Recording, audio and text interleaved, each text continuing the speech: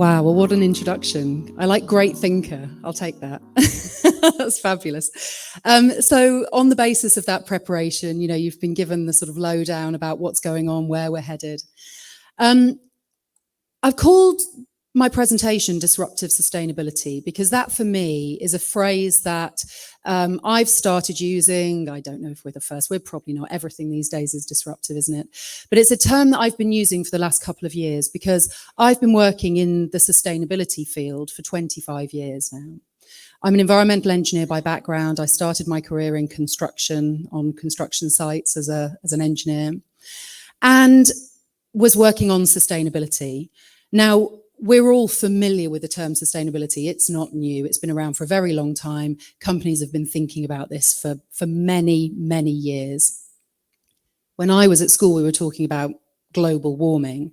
Unfortunately, global warming has now been rebadged as climate change, so that's the new lingo, but we're now going back to global warming again because that essentially is what's happening, so you can use those terms now. But for me, the term disruptive sustainability is really a change of pace. So we've talked about sustainability for a very long time, but nothing has changed. And this was the problem that I was confronting. I'm a sustainability consultant now, and I have been for many years. I work with businesses to make them more sustainable. But when people hear the word sustainability, it's like blah, blah, blah. We kind of think we know it, we know it, we've done it. And I've spoken to business leaders before and I've said, oh, I'm a sustainability professional. And they said, oh, yeah, we've got one of those. And that's kind of the attitude is I run a business, I care about sustainability, so I'll get myself a sustainability manager or an environmental manager and it's done. And then that person, can go off and they can make us sustainable while we carry on doing whatever it is we do. And we'll pop, responsibility in their job description, sustainability in their job description. We'll give them no budget. We'll give them no power. Might give them some volunteers, and actually if you work for a smaller company, maybe they don't have a head of sustainability, maybe they have a sustainability committee, where some employees kind of go to the boss and say, we think sustainability is really important. And the boss says, great, why don't you go and spend your lunch break coming up with some ideas? I'm not going to give you any training. And again, you're not going to get any budget and you're not going to get any power. So you go and spend your lunchtime coming up with ideas amongst all of you who are, really, really spirited and really passionate and definitely want to make a change. But you've been given no training in how to address these problems. And then you come to us and we'll decide whether or not we think it's a good idea and we want to invest in it. Does this sound familiar to anybody? Yeah, I think it sounds familiar to a lot of people because this generally is where companies are when they're talking about sustainability. Essentially, it's something other than what you do for your day job. It's something separate. It's a separate project. It's a separate role.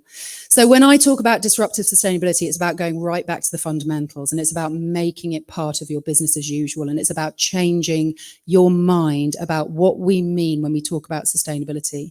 Because for me, when I talk about this with businesses, I'm talking genuinely about the sustainability of your business model.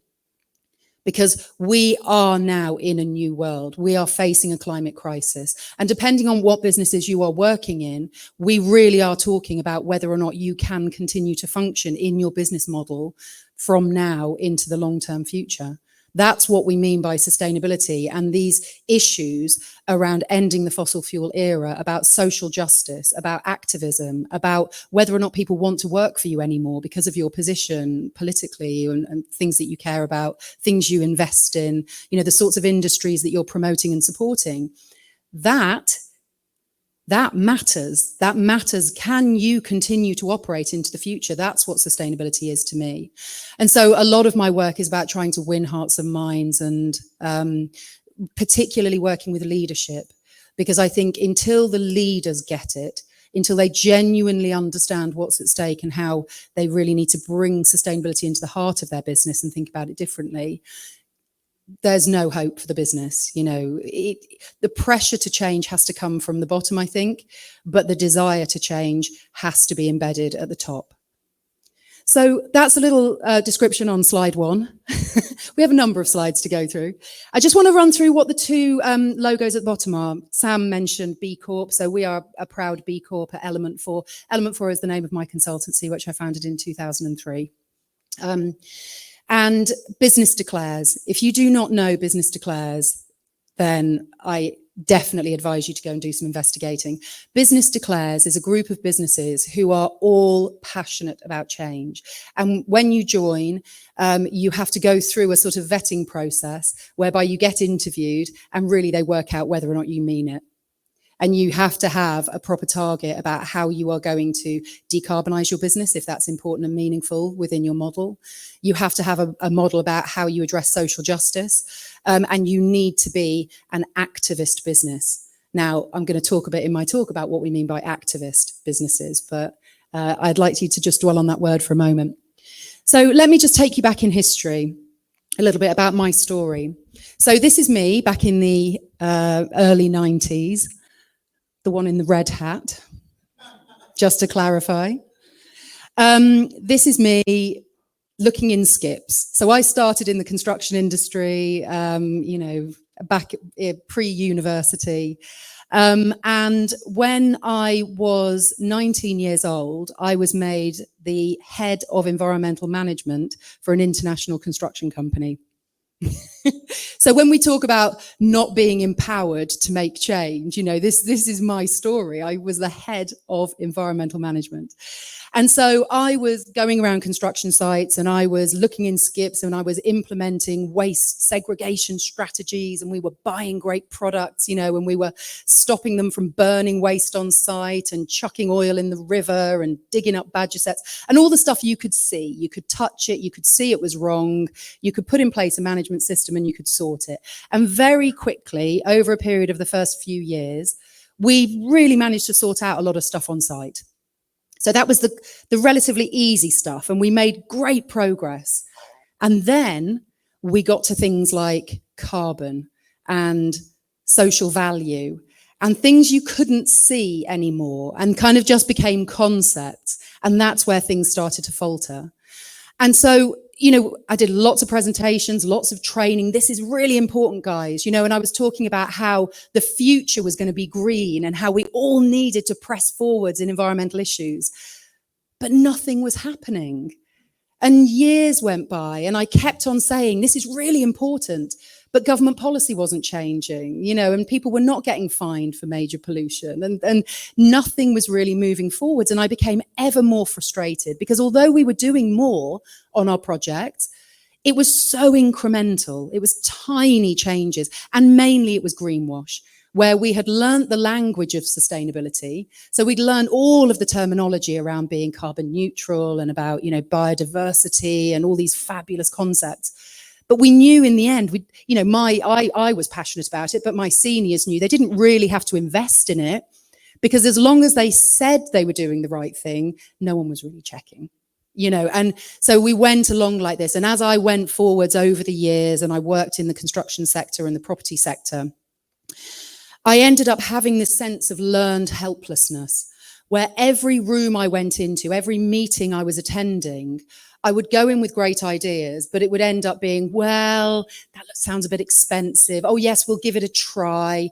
And eventually it would all get watered down and we'd end up not really doing anything very much different, but saying that we had, and I had this learned helplessness where I ended up just not challenging quite so much and maybe bigging up the things that we had managed to achieve because I was so frustrated about how much we'd managed to do.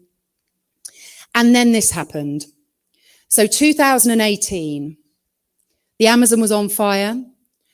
There were documentaries on the TV about the catastrophic consequences of climate change and the sorts of things that we were doing to the planet.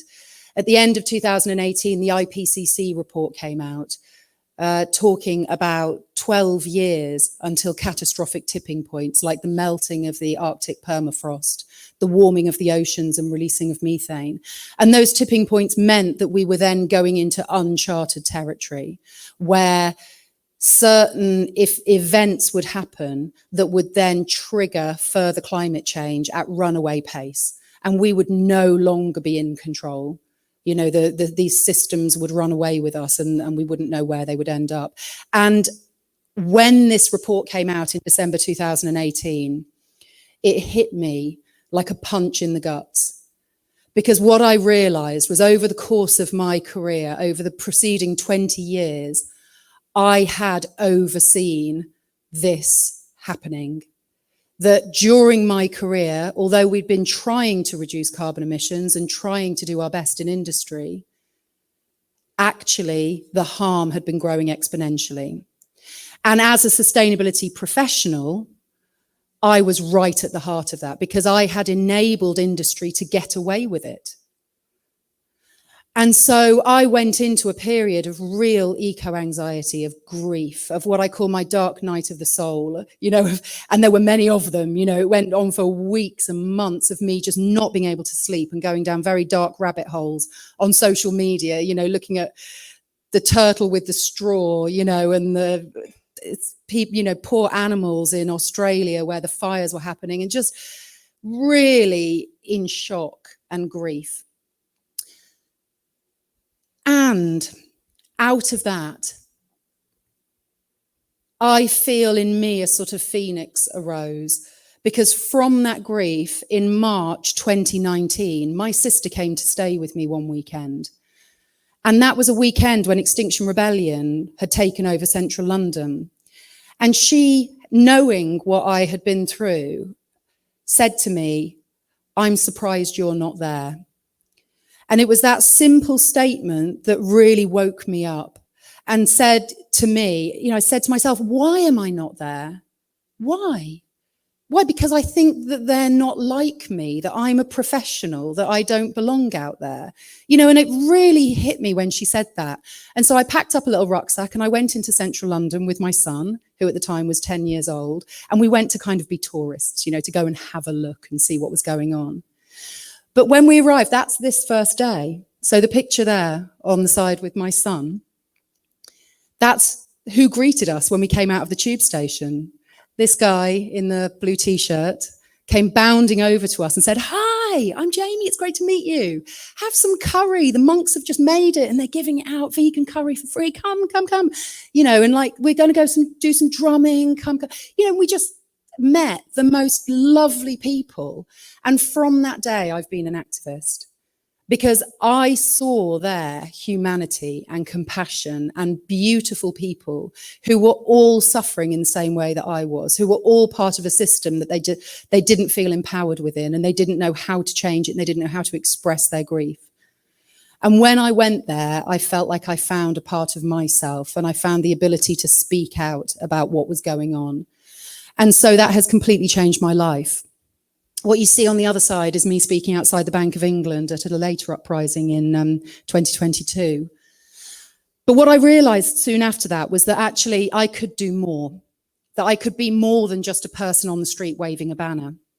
And so I became active locally. I found out about what was going on in my local community, the Edmonton incinerator. I live only 2 miles away from this, and I had no idea that this massive facility, the UK's largest waste incinerator, was being built in the heart of Edmonton, one of the most deprived communities in the UK. And so I became an activist, and knowing what I know from industry, I audited this waste incinerator as a construction professional 10 years previously. I knew that this existed, but I just hadn't thought about it. I hadn't put the pieces together, and they were knocking it down and rebuilding it even bigger. And so I knew in my profession, I knew things that other people didn't know. I knew the science. I could really use what I knew to do more. And then it got even worse in terms of being involved, really putting skin in the game. There's nothing like feeling like a grown-up of having this letter drop through the door on this side. One day this letter came through my letterbox, and I took this picture and sent it to all of my family going, "Oh shit." This is because when Brexit happened, the big B word, there was a situation where lots of the UK's environmental regulations had to be rewritten. And so this provided an opportunity. I didn't know this, you may not know it either, but you don't get to challenge a law because it's terrible.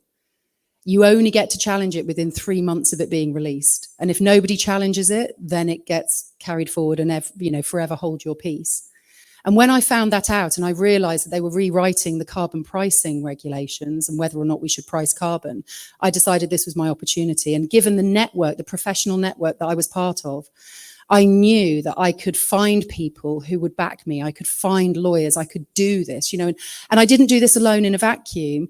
Other activists had taken legal action and they inspired me, and I learned from them and I went forwards and I did this. And so I crowdfunded the money that was needed to take the government to court.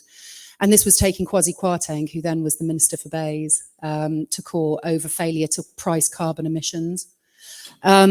And although the judge decided at the end of the day that the Secretary of State had discretion about whether or not to price the thing that I was challenging, it set a new legal precedent, which is why these cases are so important. They set precedent. And the precedent that it set is that every government policy going forwards must be aligned in the short term with the Paris Agreement, which you may not believe because the Paris Agreement was back in 2015, but there is no law that says that the government must comply with the Paris Agreement in its day-to-day regulations.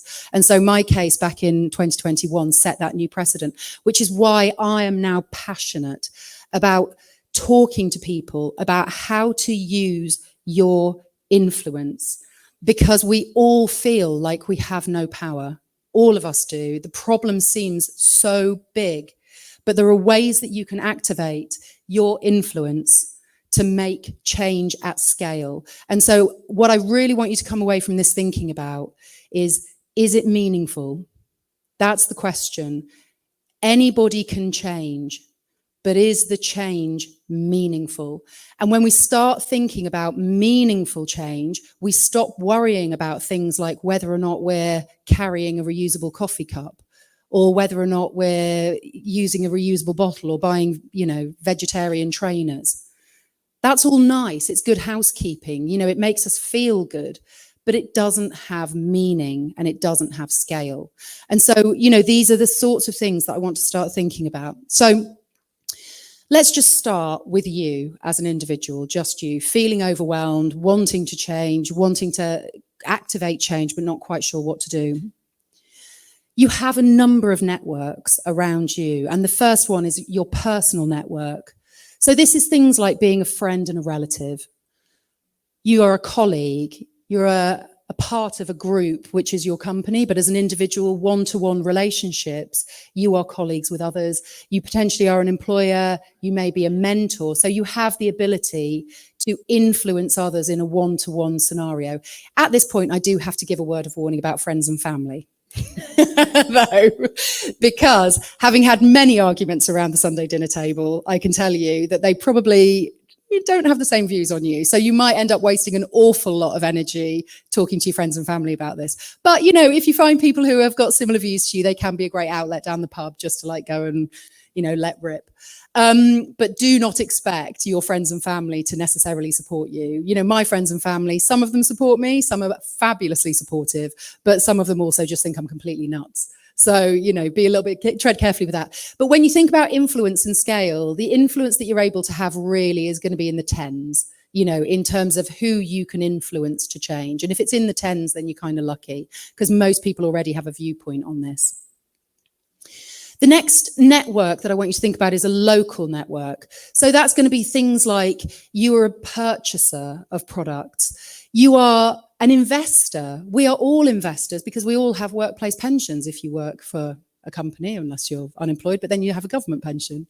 You know, we are financially part of a system. And so, you know, we are investors, we are shareholders. We are probably advisors to others as well. So we have their opportunities within the companies that we advise, or maybe the communities that we advise. Almost everyone, I guess, is a social media user. And there's opportunities there. It's going to vary for everybody, you know, your scale of influence here, but that potentially is taking you into the hundreds, maybe more. You know, if we have anybody here who's like a massive influencer, then you might be into the tens of thousands. But for most of us, that's going to be in the hundreds, maybe just touching the thousands. But when we start to think about societal networks that we're part of, this is really where it starts to change. So we are all voters. We are all potentially lobbyists. And this for me, was where I started to change my thinking in my industry. We're experts. So when I think about, the waste incineration topic, I had insights, I had education and experience that nobody else had. So when it came, and passions and all of that came together, so that I was able to see where the problem was in a way that somebody else wouldn't. And so that enabled me to be able to step up and take that action that another person maybe couldn't. And every single one of you has your own particular work experience or community insights that other people do not have. That's your power. That's your superpower, because you will know where things are not working, where the blockers are. And every time I speak to people within companies, they say, well, it's too expensive, or it's too difficult, or, we don't have the right networks. But I encourage you to act like the 5-year-old in the car and forever say, why? Why? So on projects with me, I work on property projects, people will say to me, well, we'd love to put heat pumps in the building, but we don't have the money. Why? Why don't you have the money? Well, because when we first put together the budget for the project, we only allowed this amount of money for the mechanical electrical plant. Well, why? Why? We're in a climate crisis. Why did you only put that much money into the budget? Well, because that's the RICS, figure calculation for how much you should allow for mechanical plant in your building. But why? Why has RICS set it as that? And keep following that thread, because then for me, RICS is the big organization that deals with money in buildings. I need to go to the RICS and I need to kick ass. I need to go and say, who is setting this strategy that is preventing millions of buildings in the UK being able to afford to put in place heat pumps? And that is where you start to scale your impact, because then you're not just changing your company. You're not just writing an environmental policy for your company. You are really getting to the heart of why something doesn't work, not just for you, but for everybody else in your industry. And if you can get to the heart of that issue, then you can target your action in a way which is both meaningful and scaled. And that is where one person makes a massive difference. Okay, so you will all, and your influence there, whether it's in industry, whether it's in politics, no matter what it is, your influence there is into the tens of thousands. And like I say, in property, you then have the opportunity to change every other building project going forwards, in my instance. So understanding and prioritizing your impact, this is really key. We can't do everything. We've all got stuff to do. Yeah, we've all got to get home. We've all got to put dinner on the table. We might have caring responsibilities. We might just need to flake out in front of Netflix, but we've got stuff on rather than thinking about climate change. So if we're going to spend time, energy, resources on action, then we need to prioritize. Now, this might divide the room slightly. This ends up being a little bit controversial. Everyone is talking about net zero, right? Everyone's talking about net zero? Yeah. Is it meaningful? Okay. Just because everyone's talking about it doesn't mean that everybody needs to get on the bandwagon, okay? And I encourage you to think carefully about this. Now, for many of you, net zero will be important. But first of all, do you understand it? Because net zero, essentially, it does mean deep decarbonisation before you then decide to potentially offset or sequester, which means draw down carbon from the atmosphere. So there is a process to go through here, and it means deep decarbonisation, okay? Carbon neutral is something slightly different. Carbon neutral really is just more about offsetting to put yourself in a neutral position. So it's a bit lower commitment, broadly speaking. There are different definitions, but that's broadly what we say. Now, net zero as a nation and in major industries is vitally important. We have to get there. But I wonder how many of you here are in major organisations that have a major carbon impact. Do you want to put your hand up if you think that your impact, okay. So a smattering of hands, but certainly not meaningful to most people. And so I really encourage you to think about whether or not this is an important pursuit for you. Because it may not be. It's very trendy. Everyone's talking about it. But I encourage as many clients to not pursue net zero as I encourage to pursue it. Because when it comes generally to services companies, really your impact is elsewhere. And so, you know, you do need to go through an exercise, because I'm certainly not saying that you should dismiss it out of hand. That absolutely is not what I'm saying. Climate change is the greatest crisis that we are facing. But I think that when you think about where your impact has scale and meaning, it may not necessarily be making your organization net zero. Okay. Where we start as a consultancy is with the Sustainable Development Goals. And so we look at each of these goals. Has everyone seen these before? Is there anyone mostly nodding? Yeah, usually in talks, I don't, you know, some people haven't seen it. So if I just give you like a little information, because you might be embarrassed to say you've never seen it when everyone else around you is saying they have. This is a set of the 17 goals that was devised by the United Nations with the aim of it came out in 2015 with the aim of it being achieved by 2030. So I think we can all agree that it's incredibly ambitious, given that the first one is no poverty. However, we should not be afraid of ambition. And actually, we do know that targets are most likely to be achieved when you set real ambition. You know, people really bring their A game. The reason they were set up initially was to help governments to set up policies and then report on those policies annually about how they were doing against certain indicators.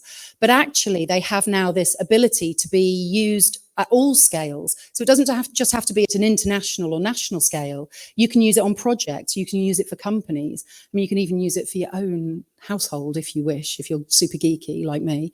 But, you know, probably in terms of meaning, don't go there. But what I would say, if we go with each of these goals, it gives us a really good holistic view of what we mean when we talk about sustainability. And you will notice that only one of those is climate action. Okay, we have a lot to do. So just focusing again on the net zero message is something we're missing a trick if we just focus on that. It is super pressing, but for you, you may have more impact elsewhere. So what we do is we say, what is our role is the first thing. So again, if I take the no poverty goal, traditionally in a company, you might go, we want to tackle poverty. We think it's really bad and we think we can do something about it. So let's all make some cupcakes and bring them in on Friday and we'll all pay £1 and then we'll give all of that money to charity. Or we'll go on a fun run and we'll raise some money for a charity that alleviates poverty. That's not meaningful. What's more meaningful is to say, what is our role in this problem? What do we do and what do we contribute to as a business that perpetrates the problem of poverty in our society? So, are we involved anywhere in our business or our supply chains in 0-hour contracts?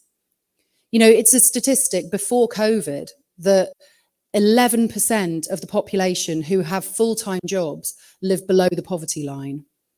And that has increased since then. And so this is very real. There are people who earn a very good salary and very good jobs who are saddled with unmanageable debt. You know, poverty in our society is a real thing, and just because it's not on Oxfam adverts doesn't mean it doesn't exist and it's not contributing to suffering right here. And so these are the things that we get our clients to think about, is what is our role in this and what can we do about it, rather than just raising money and trying to chuck money at it. And we go through each of those. And then is the impact significant? And the way that we define significance is we look at harm, we look at scale. So how harmful is it? If this thing is happening, how much harm is it creating? Well, it might be terrible, but it might just be terrible for one person. Or is it terrible just for our workforce of 20? Or is it terrible on a societal scale? You know, so we look at what is the depth of harm? What is the scale at which that harm is created? And then how likely is that to happen?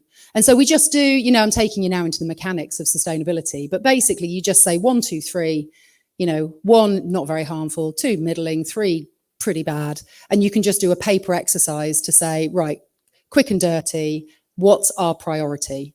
And you just go through this exercise and you just rinse and repeat and you keep going until you find out what your priorities are. You know, and it doesn't have to be super sophisticated. You just need to use this holistic framework, think about it, workshop it, think about whether or not it's significant, and then start to think about what you can do about that, which is truly meaningful. So, we use this scale versus impact matrix. I've done this for my business. So my business is Element 4. And we look at small scale positive impact, and I sort of grade these by effort. So the thing at the top is the least effort. The thing at the bottom is the most effort. Buying renewable energy, super simple. And these things, although they're small impact, they're kind of housekeeping. You should do it. So, but don't sweat it. Don't spend days and days and tons of money on it. Just sort it, get it done, right? Now, the problem with these things, so we buy renewable energy, we've divested all of our pensions away from fossil fuels and mining, we have got a B Corp certification, we work a 4-day week. So we've done all that cool stuff. Now, most companies stop there. They'll spend all of their time and effort on that stuff, and they'll go, we've got a great sustainability approach. And that is really it. That's like the low-hanging fruit. But we need to really think about impact and scale here. So, small scale negative impact. Yeah, we're a business. We live in a system that doesn't necessarily reward sustainability. Our office is air conditioned. Some of our staff drive to work, even though they're sustainability consultants. They can't afford the train travel, or it's too difficult, it takes too long, so they drive to work. Yeah, our projects aren't perfect. Sometimes we're compromised, but we try and learn from it and do better. But even there, we don't beat ourselves up about it, because actually, although it's negative and we want to change it, it's small scale. It's not really changing the world. Where we can start to have large scale impact, so we'll start with the negatives. We're a tiny consultancy. In terms of impact, nothing we do really is large scale negative, not unless we started doing things like employing 0-hour contracts over masses of employees, and regressive lobbying. So lobbying against positive change. But this is really where the large scale stuff happens. So positive impact at scale. So all of our employees are encouraged to participate in activism and protest. And we have a policy for our organisation that we would never preclude somebody from recruitment due to having a criminal record over protest. And things like that. It's quite rare that would happen, but we are a purpose-led business. And so it's really important that we talk about that. We participate in all-party parliamentary groups and Westminster forums where we get to meet politicians and civil servants, and we get to question and challenge policies that they're discussing. Now, most people don't know that this exists, but this is really, really important. Everything from, footwear design through to color palettes, through to building design and transport networks has an all-party parliamentary group. And you can just find this register online. And there's an MP that presides over it and a secretariat. And you can go to that. You can ask to be invited to it. The people who do go, the people who make this their business, are the major polluters. So they all go along, and every major corporate has got a policy lead who goes to these APPGs, and they make sure that they present their research to ministers, telling them how we cannot move away from an oil-based economy, or how we cannot invest in sustainable transport and we really need to have cars on the road, and how we cannot possibly move away from a consumer-based economy. They're there with ministers, and they are telling ministers what they should be doing. And the problem that we have is all of our ministers are former teachers or lawyers or accountants or just regular people. They don't know a lot about some of this stuff. And so they rely on industry to tell them. So if you are not in the room, the question is, who is? Are you just sitting back waiting for ministers to put policies in place that benefit your industry? Because if you're not talking to them, how do you know that they will? So in my industry, in construction and property, there are all kinds of trade associations, and all of them have policy leads. So when I'm paying my subscriptions to IEMA or the Association of Project Managers or, the Federation for Small Businesses, do I know what they're lobbying for? And is it what I agree with? I need to make it my business, because they could potentially be petitioning for something that is anti-sustainability. So what we need is people in the room who are saying to ministers, because ultimately it's a popularity contest, right? All ministers want to know that they're doing things that will get votes. And everyone at the moment is saying to them, don't change for the better, because if you do, you'll lose our vote. We need a greater opposite force of people in the room who say, you must change. Our business demands it. We cannot invest in decarbonisation until you put it into policy. And you will get our vote if you put in place the policy that enables us to decarbonise and raise investment to do that. That's what we need, is business leaders in the room giving that message, because then that gives policymakers the confidence to go ahead with those sorts of things. Contributing to industry studies, we do a lot of that. We work on a lot. We've made it our business to get stuck in on, who's promoting change in our sector for the better. Right, let's form a group, let's write a study, let's look at the data, let's put forward some new standards. And again, that's scalable, because then again, you're not changing your company, you're increasing standards for everybody. And that can then hopefully become a new way of working for your sector. So, everybody will have different ways of doing that. But this is the sort of thing I'm encouraging you to think about. And this is my final slide. So we're at the end. Just to remind you, of everything that I'm talking about here. Change only matters if it's meaningful. So please think about how you focus your energy, your time, and your money, and make sure that you're using it for its greatest possible impact. Thank you.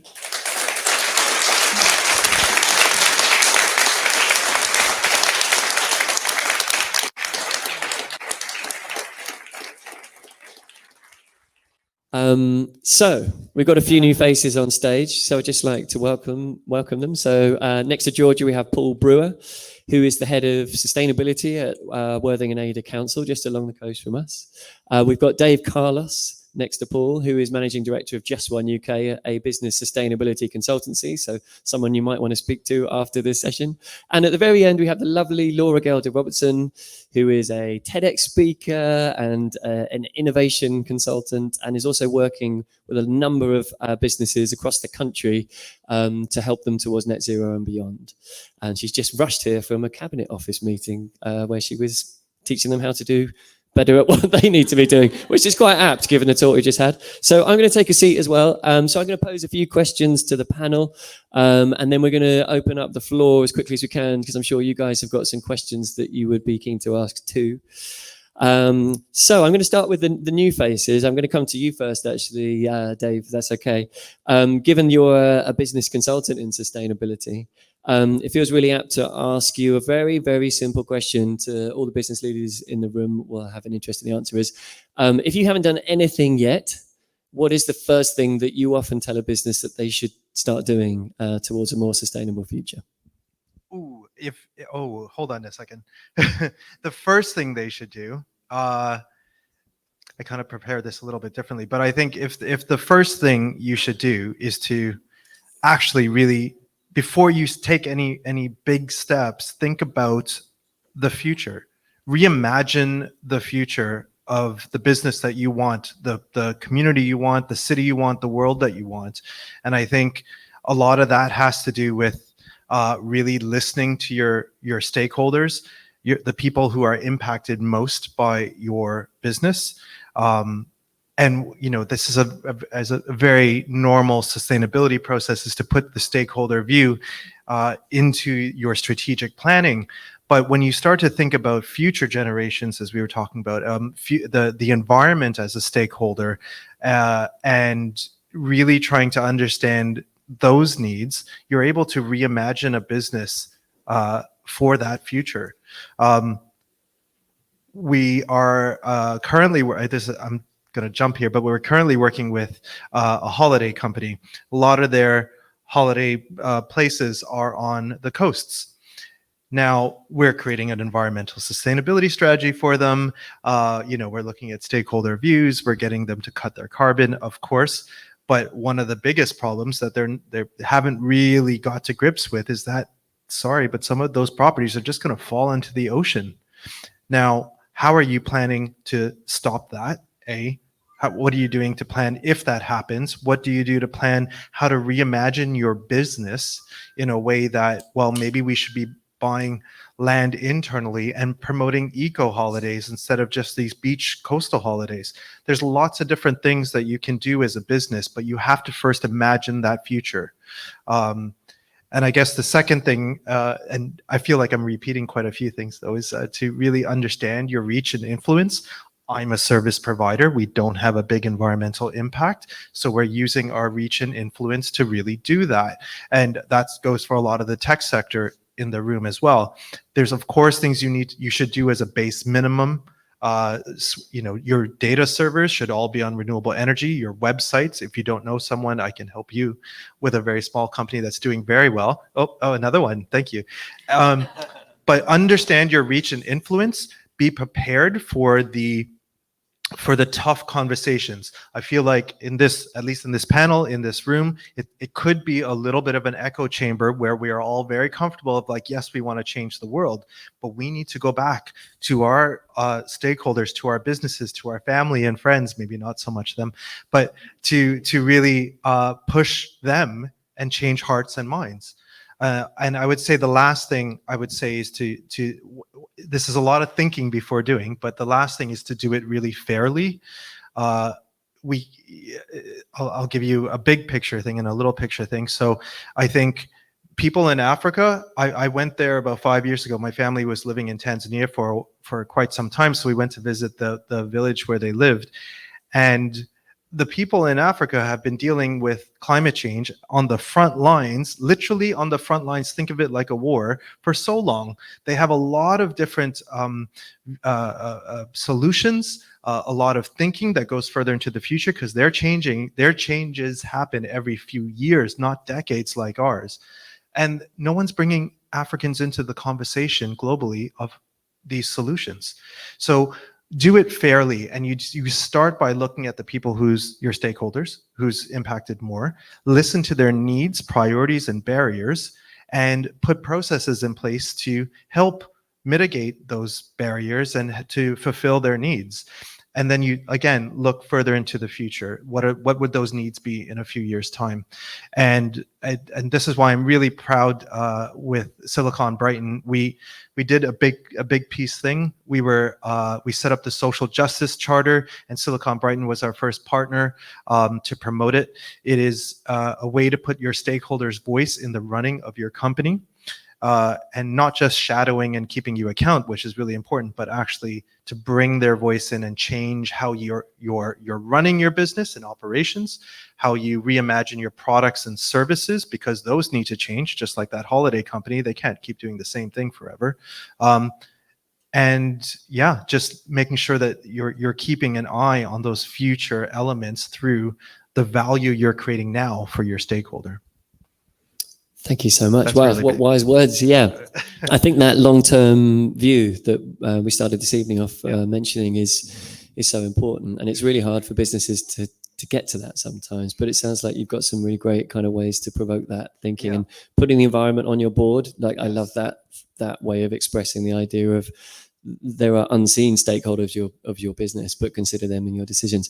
Laura, I'm going to come to you next because I think for a number of businesses that are part of the Silicon Brighton network, they're often smaller business or smaller medium-sized business, which you work with a lot, and also digital. And I know you've been doing some work recently around disruptive sustainability, but within the digital economy. So I wonder if you could just speak a little bit to the room about perhaps some of the barriers that you see maybe a lot of businesses come up with again and again and again, and also some of the solutions that you've seen out there that you've been talking to businesses about who are perhaps on the smaller end of the scale and also working in the digital economy. Yeah, thanks, Sam. Well, some of the barriers that we hear coming up time and time again are just this sense of overwhelm in the first instance, like it's such a massive problem. Where do I even begin? It sounds too expensive. It sounds too complicated. And it's very opaque what the steps are that are relevant to me in my sector. So we spend a lot of time increasingly looking sector specifically and creating little kind of SWAT teams where you have a specialist within that sector, maybe a trade body partner, and someone from the council. We're sort of looking across the system and saying, okay, how can we start to look at the best place to intersect into that sector to create systemic change? And sometimes it will be putting on an inspirational event, like a little festival where we can show those different voices and give a more diverse range of solutions to show this is very possible. And actually, if we break it down into the 5 simplest steps that are relevant in your sector, this is the kind of thing that it looks like. And here's a best practice example, but here's someone who's just at the beginning of their journey, actually, and has got loads of things that they're scratching their heads over, because it isn't necessarily obvious or simple, and it's not a one-size-fits-all thing. So let's also talk about some of our struggles and just share the intelligence in the room, and not assume that the people in the room here don't already have a lot of the solutions. It's just they haven't joined the dots necessarily together. The courses that we run through the University of Brighton, the Net Zero course, and I'm absolutely open to a conversation around, there is a lot more to be done than Net Zero in sustainability, but they are brilliant because they're cross-sector. And to your point, diversity is so critical to finding our way out of it. So we spend at least 50% of the time on the courses which are online and face-to-face with the guys sharing ideas, just talking about what they've tried, the struggles they've had, the places they've gone to look for ideas, and whether they've been able to succeed in getting some funding or some support or some great new collaborations. And they cross-fertilise ideas. So a lovely example would be, we had a toffee manufacturer just down the road in Worthing, Jevons Toffee, and they found a perfumier, and we were talking about circularity and waste. And they said, well, we have these bits of toffee, and the perfume maker said, well, we make candles. So if we took your bits of toffee, you're only about a couple of miles away from us, we could infuse them and make toffee-infused candles. And it's just like a really, really tiny example of circularity. But for small businesses, the only way they win, because of the lack of policy and infrastructure at a macro system level, is through radical collaboration. And the disruption that you create is when you get a really interesting, novel way of doing that collaboration. It's the data center that puts their data center into the leisure center so that the excess heat from the data center can help warm the pool. So we're looking for these sort of interesting conversations that we can foster, where people are able to think through the problem, we're able to give relevant steps, but we're also able to cross-fertilise. Brilliant, thank you. Yeah, and I've just spoken to the guy, one of the guys responsible for the data center in the swimming pool idea. It's Matt, isn't it? Yeah, we just spoke. So yeah, great point to raise. And what a fantastic idea that was. When I read it, I couldn't quite believe that was a real thing. Paul, I'm going to come to you next, because it's really interesting for me, and I think for others, to understand how local authorities play a role in all of this, because you hold quite a lot of cards, not as much funding as you might want, I'm guessing, but you've got some really interesting products, I'd say quite pioneering in the UK, going on in Worthing and Ada. And so perhaps you could share a little bit about particularly the heat network, or any others that you've got going on that businesses should be paying attention to, because actually in the longer term, there may be some benefits for them too. Yeah. Welcome everybody, and thanks. I guess for me, one of the things, like as a general kind of idea, is what can you pioneer? And I think what we've done at Worthing Council is try and see our role in as a local authority. What can we do with our purchasing power, and what can we do really to pioneer something? So to decarbonize our estate, our buildings. We've looked at how we can decarbonize our heat, come off gas. And so we're introducing a heat network which takes heat through giant air source heat pumps and pumps it into our buildings. But it won't just do that for our buildings, it will do that for the whole of the town centre. And one day, hopefully, hot water will be presented to domestic buildings alongside the cold water pipe. And so we found a way of kind of solving an organizational problem, but also allowing a platform, if you like, to be created, which allows others to adopt it. So where can you pioneer, and also how can you adopt technologies and solutions that are already there? So I think, we're really excited about providing kind of new ways of decarbonizing. Also, we've purchased land to renature in the area. So we purchased a couple of bits of land on the Ada River, and we're going to renature that. There's all sorts of new funding mechanisms that are coming down from central government, which allow local authorities and also developers with their obligations to offset their impact on nature. And so some of these new systems, we're really thinking about how do we How do we create new opportunities to take money from developers and put it into nature projects locally? So as a local authority, obviously we're cash strapped. We have loads of services to deliver, but we're also trying to make the space to really create solutions that others can benefit from as well. Fantastic. And I suppose it's very easy for us to lambast the lack of central government action. I think probably most people in the room would feel like we've done nowhere near enough in the people's positions of power haven't done enough for us. At the local level, do you get that same frustration, or is there enough going on that you feel like there's genuine change at the local government level that's happening? I think it's really difficult because we're really, you mentioned cards earlier. We've got fewer and fewer, but I think what matters is that passion in individual leaders and staff to really say we're strapped. We could just do what we've got the resources to do, but actually because we care about not just our organization but our places, we really need to stretch and create the space and the time to do things that are for the future. So I think when we look around local authorities, and I'm sure you see this in your work, Laura, there are people sitting there with great passion but really stretched. You mentioned your earlier career as a sustainability officer and potentially not having the power in the system. What really matters for us is to talk to other local authorities and say, it is possible to create the space if you really, really, really stretch your time, create space for new solutions. I think we're starting to see that in the local authority sector, but really it's so important to create these new projects and show there is a role for local authorities to really use their procurement power, to use their convening power as local democratic institutions. We can do this, and hopefully we'll see over the next few years, certainly in Sussex and beyond, local authorities just working out what role they can play. But it is tough. Everyone's really stretched. But hopefully some of these projects can sort of show what's possible. Yeah, fantastic. And I know, from working with you on a couple of different things, that you're a little bit unique in the fact that you've got the will, like many people here have, around tackling climate change, and you're doing it within a system that doesn't always support that action. So keep doing what you're doing. It's great to hear about. Georgia, I'm going to come back to you because there were so many things that struck me in your talk.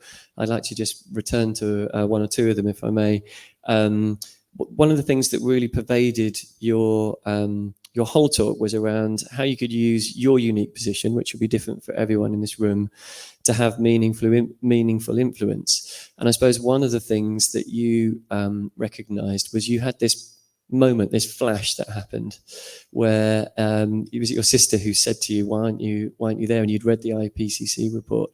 I guess what you can't necessarily teach people that wake up moment, but what do you think the emotional triggers are often for people that you've come across who've got this kind of starting point where the fire has been lit? What does that feel like when you've spoken to those people and you're talking about you need to see that in a leader of a business to know that something's actually going to happen? Could you just expand on that a bit more? Because I don't know how many people sat here tonight feel like that's already happened. There may be some a little more indifferent. So I think it's one of those things that's intensely personal about the moment when you just know, and there was a period of time, and almost I can reflect now that was the point at which that, my life changed and my viewpoint changed. But at the time, it was a series of events that sort of led me down that path. I think, we've talked before about that moment when you're working with people, talking about sustainability and talking about the sorts of concepts that I've given here, but in business settings where you see the penny drop. And that's the moment that I live for, because when that happens, when the penny drops with somebody and they go, I get it. I get that sustainability is not a policy. It's not a job. It's not a department. It's everything we do. It's procurement. It's HR. It's employee relations, it's diversity and inclusion. But even diversity and inclusion, we were talking earlier, again, has a similar sort of thing where it's a separate department, it's a separate job. But when those leaders of companies stop going, oh God, that's just those hippies out there. Yeah, we'll just do enough to make it look like we've got that covered, but really we're not going to let it affect. That moment when the penny drops is so beautiful. And when it happens, because suddenly the question changes and they go, right, and then you're like, oh, we've got them. And then the resistance just disappears, because then people start saying, oh, what about that? And what about this? And they then start self-generating ideas. And at that point, you're like, my work here is done, because actually you're the expert in your industry. I'm the sustainability expert, but I can't tell you how to do your job. I can give you that spark, and I can give you direction, and I can help you with prioritizing, and I can help you develop strategies. But until you get that moment where you just suddenly go, I see the opportunity, I genuinely see it. So I think that's not your question, is it? Your question is like, how do you get people there? If that's your job to create that moment, what do you say to them that makes them go, right, now I see. Well, we go into the Sustainable Development Goals more, and we go into that, the bit that I talked about there and covered quite quickly about it's not just that you raise money or you do something separate or you write a policy about something. It's about how you interrogate your own business, and you start saying, how are we part of a system? And a lot of people will come back with excuses a lot. And you do feel people pushing back all the time about, well, we would do that, but, well, what about this? Well, we haven't got time. We haven't got money. And, that's where the resistance is, because people go, oh, well, that's all very nice. That's all lovely ideas, but. And then we go through this process of going, okay, park that. Let's just brainstorm. Let's workshop this. Let's look at what happens in your business. How is your business related to poverty? Well, it's cool. Of course it's not. We pay people brilliantly. It's like, yeah, okay, fine. Let's interrogate a bit further. What do you buy? Who do you buy it from? Do you know whether or not they use labor agencies? Have you found out whether or not those labor agencies are fully legal? Do you know if they use 0-hour contracts? Do you know? And they're like, maybe somebody knows. And I'm like, no, do you know? Do you know? Because if you don't know, then you might be complicit in systems that perpetuate poverty in your business. And when you start going through that in more detail, they then go, eventually they get it. It has to be somebody pretty resistant to not get it. The coldest heart out there. Yeah, no, I can imagine. What a great, how you must get so much job satisfaction from doing that again and again and again. And well, it doesn't happen every day. There's a massive amount of frustration too, and it doesn't always happen like that. But, that's what you work for. I think, so from my own experience, I think there's often, I experienced, I wouldn't say it was eco-anxiety the way you described it, but I definitely felt like a rising tension with the system that I'm living in, feeling a little bit like, oh God, like I'm part of this whole thing, and that's what we're causing. And I think people that take accountability and responsibility for themselves, I feel a little bit like when I see people dropping litter, it's kind of like, how could you do that? Like, you just pick it up and take it out. It suddenly becomes like that. Climate change is like, how could you do that? It's when you don't have to do it that way, you can do it this way instead. So, but a lot of people are just, as I was probably 5 years ago, I was one of those people dropping climate litter. Do you know what I mean? I wasn't literally dropping litter, but to use my analogy. But then when you kind of realize it, suddenly it becomes like, so I can live my life like this. And what I love about this is it's really empowering once you get over that real hurdle of feeling really disempowered, to feel like, I can be part of this solution. I can be part of the people that when history judges this generation will say, you saw this and you did something, rather than you saw this and there was always a but, we can't because. And that's quite an empowering thing when it does happen. It doesn't mean you don't feel bad on a daily basis about lots of stuff that you just have to do because there's no solutions. Anyway, I digress. I want to open up actually to the floor because I'm conscious of time, and I don't want to cut out all the amazing people that are here in terms of Q&A. So if anyone has a question that they'd like to pose one of the panel, someone in the front row here. Oh, thank you. Yeah. Hello. So just off the back of what you were talking about there, there is a position of privilege to be even having this conversation. And I'm kind of actually, so my wife is a teacher at a school in this area. which is probably in one of the most deprived areas in East Sussex. And she's a science teacher, and the level of engagement with her kids and their families is very low, I think, around all of this stuff. What can we do, I guess, about that? Any takers for that one? I don't mind. I'll go first. I think we have something of a problem of, I don't think we need to necessarily expect that the people who suffer most from injustice are the ones who should be solving it, first of all. People have a tough enough time just surviving and getting by. And actually, the effects of climate change, the effects of so many of the injustices that we have in our society fall hardest on those people who are least able to deal with it, and I think so.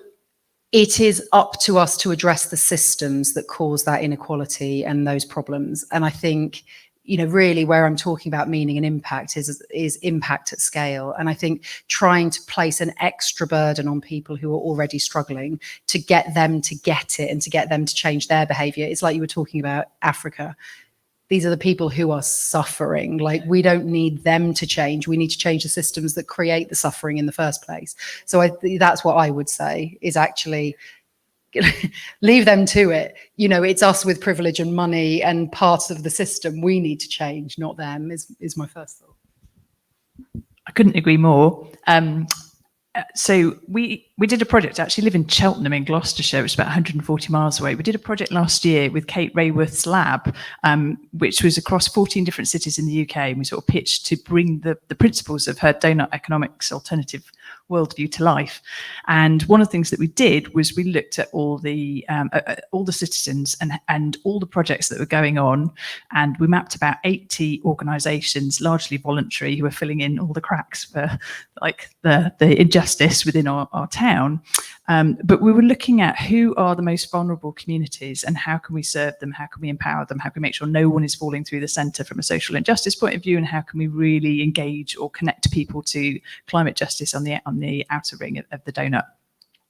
And we did lots of different outreaches into schools, but my favourite one was our festival at the town hall, which is, we have lots of really cool festivals in Cheltenham, but the one at the town hall, the Children's Festival, is the only free festival, which means that the most underprivileged communities can rock up. And for the kids, we created a whole series of ways of connecting them with nature. But my personal favourite was the internal forest. So we have a guy who's a digital artist, and they had a tree, like an apple tree, and he ran it through a little I don't know what to call it, a MIDI kind of mixer, and managed to create the vibration of the tree, like the breathing of the plant next to them, and put it into a bass pack, which was a technology used for deaf people at raves, so that it vibrated. So if you imagine the whole back of your chair was like vibrating, like the lungs of the planet, like the lungs of the plant next to you. So we said to the kids, which plant do you think will have like the biggest vibration? They're like, the big one, the big tree. We had like a yucca plant and a little basil plant and an apple tree. And it wasn't actually, it was to do with the health of the plant and the, I don't know, the bioelectrical amazingness of the plant. But the kids could literally sit there going, oh my God, like nature, it's alive. And it's like this revelation. And the parents are like, what do you mean? It's like, that's weird, let's try it. And so, the big kids were also getting really excited about it. And we had a huge mural on the floor, and a lot of the Ukrainian community had just landed, and we got them to draw the future. So to your project, what would you do? What do you think the future needs to have in it, kids? How would you solve, looking after the planet? No problem at all. They got it all nailed. They got edible packaging for their school lunch boxes. They'd thought about the oceans and not putting plastic waste. They were fantastic. Lots of peace and justice and amazingness. And so I suppose if I think about the school outreach that we do, we also always try and connect the kids into opportunities to connect with nature, especially if we don't think they naturally get it. So we might have run competitions where they can go and we take them out into places and connect up those projects. To your point for your wife, I am absolutely passionate and interested about the education sector. I get when I get my eco-anxiety about my generation not doing enough, I think, right, I'm going to go for your kids. I go in and I talk to the 10-year-olds and I go, so kid, we do these exercises around, let's do a human carbon line of 0 to a ton. Okay, let's get 10 activities we all do. Where do you think they sit? Higher or lower, kids? And they all run around with flying at one end and cheeseburgers. Who'd have thought it, guys? And and then they go home and then they have to do their carbon footprint and ask their lovely family how to reduce it in some meaningful way and come back and create a big mural together of how they're going to create positive change. So I think part of it is certainly for children, giving them access to an awareness of local projects that they can intersect into so that they can translate it into something they can own. Another part is connection to nature, but I'm working with the Brighton and Hove amazing education team, which is like a collection of about 150 schools, looking at how we can support the whole system, from the the business managers, the poor science teachers that get sort of hospital past the job of educating everyone and managing the carbon footprinting on top of the day job, to say, let's not pretend one person is going to solve the system. Let's make this a job for everyone. And how do they become the facilitator, not the person who gets left with it all to do? So there is something going on in education. It's, not there yet, but if they're interested and there's any way we can intersect, we absolutely see, like healthcare, education, everyone has to engage with schools, and most people have to go to the doctors at some point. So great conversations to start. If I may, just a tiny tip. The Aquifer Partnership are a brilliant organisation locally, and there's going to be a really amazing project coming in the future in Wild Park. So to your point, connecting local schools to that project and making the most of that opportunity would be amazing. Can I do a quickie? Thank you. Not an actual quickie. There was a business that I used to work in Soho, and there was a business that a property developer that managed a lot of the property within Soho. So the center of London, one of the most richest places, and they chose a school within Soho to sponsor and to do all this charitable work and to get them educated on social and environmental issues. And I came along and said, why them? Why them? Because they are probably getting the most funding in that school. There are kids that already have a certain amount of privilege. Why don't you do this for a school that is struggling? So they did. One of the tips would be to look at businesses, big and small, and they will and ask for the help, because they are probably wanting to give it. They just are not directed in the right place. Second of all, it doesn't have to be about environmentalism. If they're struggling to put food on their lunch plates, or whatever their struggles might be, get them interested in something that they are interested in.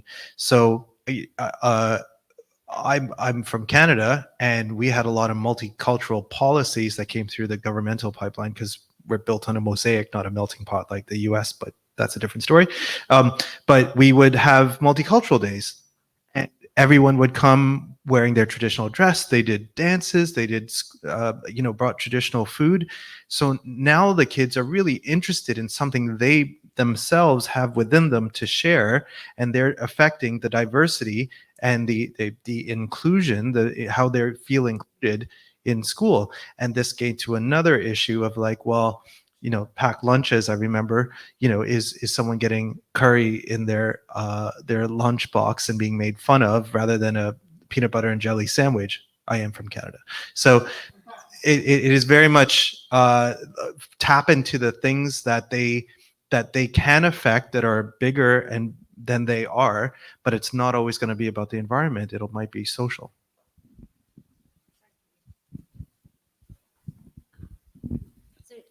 I think that's a really interesting example you've brought up, because I'm slightly wondering if actually the deprived school, maybe the individuals there have a lower carbon footprint per head than your big rich school, in the same city, which might have a high carbon footprint per person. So if you paired up the two schools, you could put together a scenario. Well, hey guys, you in the deprived school, you are the winners here. You are the sustainability champions because you have a lower turnover of maybe clothes or holidays or miles or cars. And what can you teach perhaps the richer kids' school? And you could maybe do a kind of reverse education sustainability thing between the two. And I think so turning them into the winners in this debate rather than the poor people who need the help. I'm just wondering if there's an idea there. I don't know. Obviously, I really appreciate that the purpose is not to kind of put the onus on those people at all. It's to figure out as a society how we try to collectively work towards the challenges that we're facing, and also recognizing that it isn't just the climate challenges, it's all of those other parts of sustainability that you've spoken about as well, poverty being a massive issue in this area actually. So but I think those kind of practical ideas, like that's why it's great to get people in rooms together and think about those. Thank you. Did you have any? Thanks for the question. That was incredibly thought-provoking, given we've been around everything. I'm desperately trying to, if you have got a question, could you just put your hand straight up in the air? So we've got 4 more questions and we've got about 10 minutes. So we're going to do probably quick fire and perhaps just one panelist take each question so we can get through them. So Sarah at the back, yeah. Yeah, hi. It's a message for Paul, really. Paul, my name's Chris Dixon. I work in property in Worthing. So I have a relationship with Worthing Borough Council. It's more of an idea and an issue that I face as a landlord and as a developer. So when we did our office from scratch, we put solar panels on the roof, we clad it in polystyrene, we made an outside space for staff, whether it was raining or it was sunny, they could go out and get some fresh air. We installed a shower so they could cycle to work, they could run to work. When it was finished, no one ever turned up and gave us a badge, a little badge, something we could put on the front door to say, we're pretty much, I know listening to Georgia, carbon neutral's not the right word, but we went to a real effort when we, from scratch, redeveloped the building.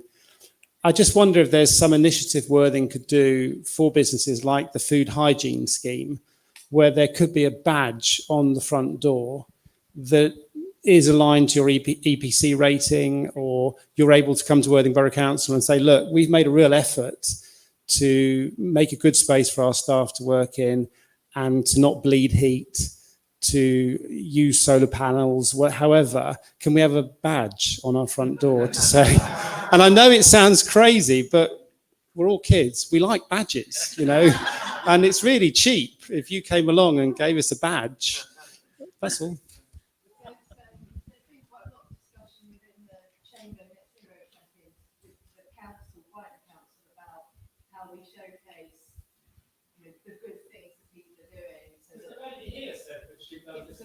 Thank you, Grace. She's done amazing things with this building, and is there a badge on her front door to say we've done all of this? Yeah, there's net zero chamber group, which is worth joining if you're a member of the chamber. And there's a number of projects going on at the moment that they're working on with members, which include something at Shoreham Port around Circular Week, but also there's been a lot of conversation from people who've been there when the council have been there about how the council can support, you know, showcasing those businesses so that people can see people are doing good stuff and putting those things in front of people so you can see it. Anyway, sorry, Paul. No, that's great. I think it's a really great idea, and of course those sorts of things are systems with all sorts of questions around them.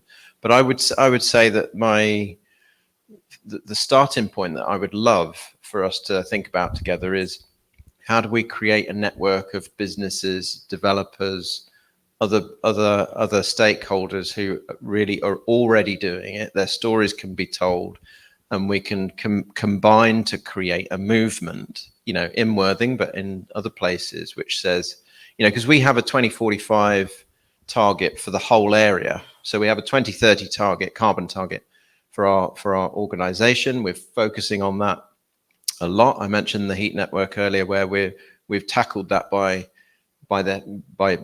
putting the heat network in, and that creates a platform for others, which starts to get us into the 2045 territory, creating infrastructure that other people can use. But I think as a network of organizations, what would it be like to create a movement and a pledge system, which you might already be able to demonstrate that you've achieved, which is to pledge that we're going to decarbonize, we're going to support the recovery of nature, we're going to look at our supply chains and create the circular economy. And a pledge system, I can imagine a website where businesses can sign up to say, we're part of this pledge, we're part of this movement, which is going to decarbonize our area. So maybe a sort of a slight nuance on what you're suggesting, because what I would like to do is not give you a badge necessarily, but to be able to have a relationship with you over the next 10 years, to your point, Sam, about the timescale we're talking about, to say, we're in this, we've done a lot already, and we're going to do more together. How do we radically collaborate on an ongoing basis? And, the lessons that you've learned in your scheme, how can we make sure that other developers in the area do the same and go further? So I think something like a movement building and a pledge system, which is like a badge with an ongoing life, I guess, of a movement. I can add a little to that, just because I work in property. There's something called the Letty Pioneers Project scheme, which is exactly like you're saying. So the models of these exist, whereby we set up a pioneers scheme and we collect data and deep case studies that, again, about scaling impact, to say, this is how we did it, this is what we learned, this is what's a total waste of money, this is what we got a great bang for our buck on.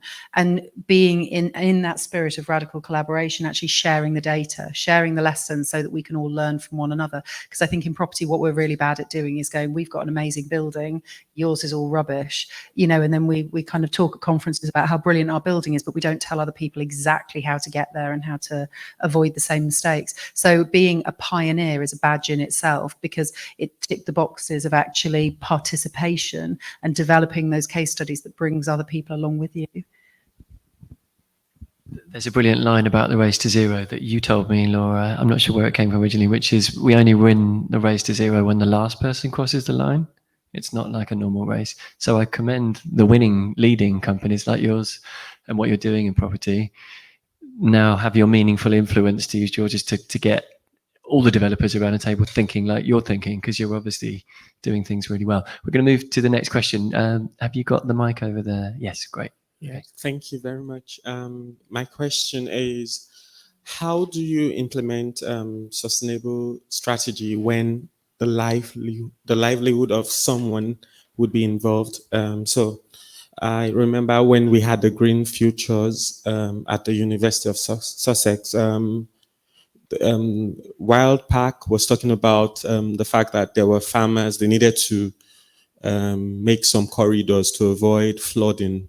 However, these corridors would impact the livelihood of certain farmers because they need to give portions of their land. And that also comes to the conversation when you mentioned about Africa and all of that. But how do you still bring them on board without affecting their livelihood, if it's something that is so important to do as well? It feels like there's two topics underneath that question, and we're going to need to be quick about them because they're quite big. One is climate justice, and the other is unintended consequences of our action to tackle the climate crisis. Who on the panel would like to take? It sounds like a question for you, Dave. Maybe do you want to? Yeah. Sorry. I think so. This is the heart of the social justice charter. To listen before you take any action, listen to all immediate stakeholders, the wider stakeholders, and the future stakeholders.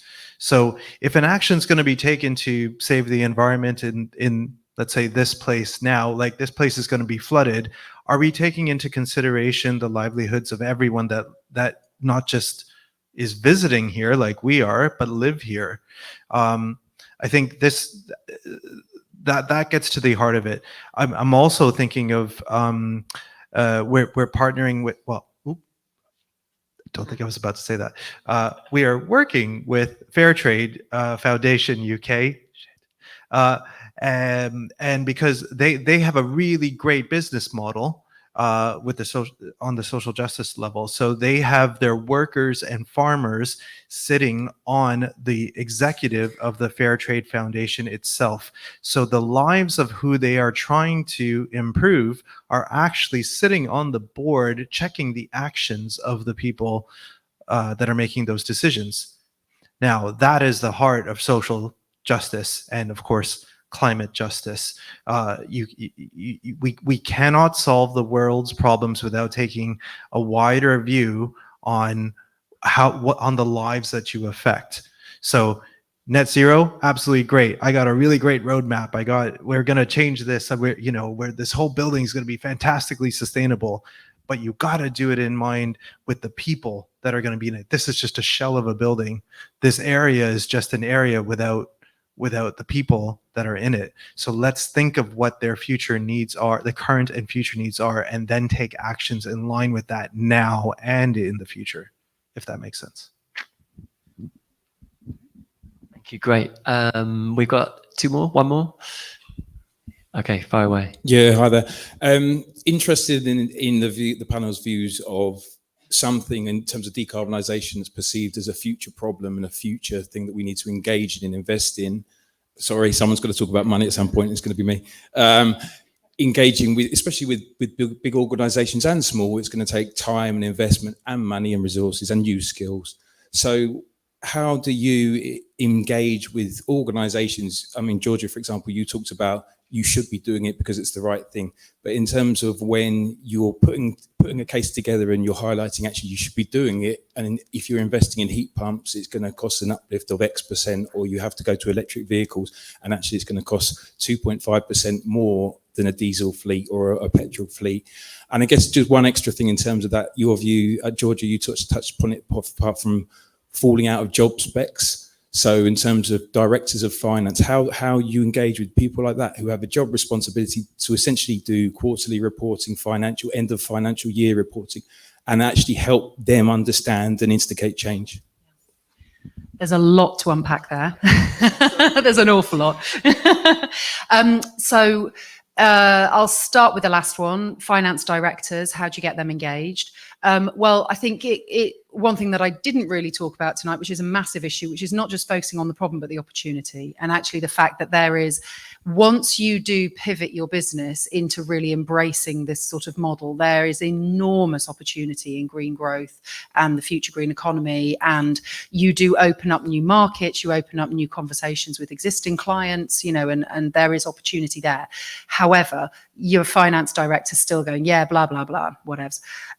So there's a few things. I mean, the B Corp model is one about changing your articles of association. So actually you have to fundamentally embrace environmental targets and performance as well as financial. Again, that's voluntary. So you do still need your board approval to do that and to embrace that. That's one way, if you have a passionate board, that you can start to bring those targets into your performance. And then everybody within the business then gets targeted, not just on how much profit they've managed to achieve for the business, but whether or not their jobs affected the environment or affected social values, in which case they may not get their bonus or they may not get the raise or whatever. In terms of the work I do with my clients, it is undeniable that we live in a system that does not reward sustainable behaviour. That's just fundamentally the problem. Because actually, if sustainable behaviour were profitable, then we'd all be doing it. There'd be no evening tonight. We wouldn't even be talking about it. And so I turn all of my clients, whether they want to or not, into lobbyists, because actually you have to be part of system change. Because at the moment, it is very, very difficult to be super profitable and hold up those models for businesses that show this company voluntarily did the right thing and is smashing it out the park. It's very, very difficult to find those examples. You can, in certain in bits. You can say this bit was successful, but it's very difficult. So we need businesses to start lobbying for things like carbon tax. We have to start taxing carbon where carbon is an externality to business systems, and you don't have to pay for it. And then you're telling business to voluntarily cut their own throats in order to reduce carbon. They'll be like, no, you're right, thanks. We can get away with saying we're doing enough. We don't need to actually have to do it. But once you translate it into financial terms and you start getting people to actually have to pay for carbon, then suddenly they don't have to care about carbon at all. They just still have to care about money. And that's a language they understand. So some of our clients have started to introduce internal carbon pricing, which is a really interesting mechanism whereby you price carbon. So property, we're doing this with property developers. You price carbon internally, and if you apply a price of, say, £70 a tonne to a tonne of carbon, if your building as part of its budget has to allocate a sum for how much embodied carbon it has within the project, and then that goes into a central fund. Of course, you're not actually shifting pounds, but it's theoretically held in a fund which then decarbonizes other buildings. And so we're actually applying a voluntary internal carbon market, but you've got to focus on systems change, which is why I'm going into politics. So, but yeah, and there's a lot more to do with your answer, but yeah.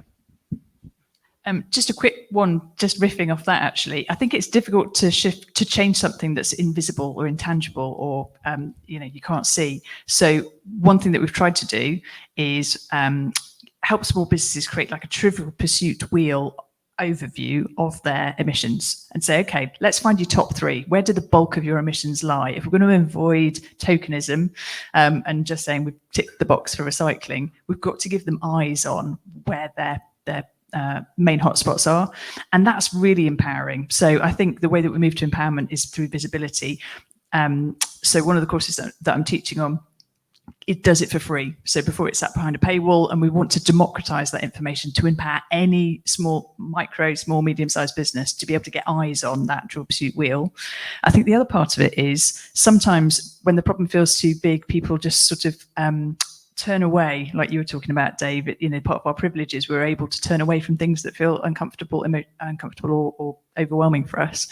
So being able to connect people back emotionally into something they really, really care about, and it may be to do with the purpose of their business, it may be to do with something that is connecting them to their kids' school. I don't know what it is, but there has to be something around like the epiphany point that you were making, Sam, that is personally connecting, something that's going to sort of slap them around the face like a big wet fish. For me, it was coming across a Zoom call during COVID, a bit like you, and loads of people for the majority South there who were on the front line of climate change, just describing what they were doing. And then a slide coming up 10 minutes later, after they've told me about the hurricane disaster relief that they're doing and this, that, and the other, and sexual injustice. Anyway, this big slide came up from Professor Mark Maslin at UCL, showing very clearly that half of the problem had been created in the last 50 years. And I'm thinking, I'm 46 years old. I didn't consciously do anything wrong, but clearly the bulk of the emissions is on me a little bit. My choices, my wallet spend, even if I didn't realize it, unintended consequences, is a big part of the problem. So I just went and found all the information I could. For me, that was very compelling, and it joined up with a number of other bits of data. So where am I going to with that? It's something that we talk about every week, isn't it, Sam? Like, how do we engage and not disengage people? So I think sometimes it feels like a bit of a minefield, and you can do so many things wrong that is possibly too risky and therefore scary to do anything. But I sometimes say, find the thing that you cherish most. Is there some natural space that you go to relax? It's your sacred place, your fond memory, the place you take, your family to on holiday. Whatever part of the planet you cherish, protect that. For me, it's a bit of beach in Norfolk actually that I really love, and I know is going to be underwater by 2050. So I'm going to do everything I can. And I should just mention, because Beck and Sam are here, the Million Tree Pledge.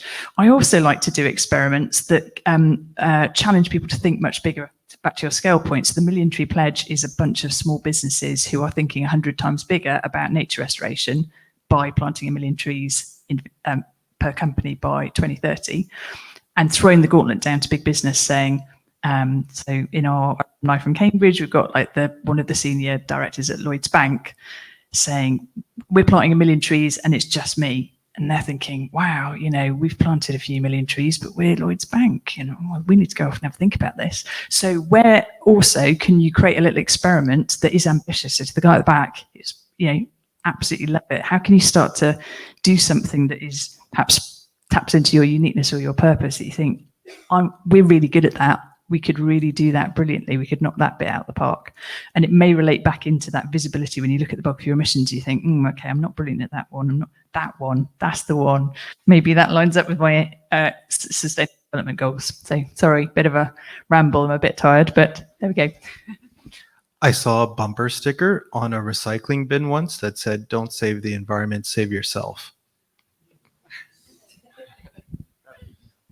That's right. Yeah, the planet will be here in millions of years to come. It's just the people on it maybe won't. So it's the suitable point to wrap up. People must be getting hungry. You've done a lot of listening and sitting. So just remains for me to say thank you to our panel. So in just 1 second after I've said all their names, could you give a massive, rousing, future-changing round of applause for Laura Gelder-Robertson, Dave Carlos, Paul Brewer, and the wonderful Georgia Elliott-Smith.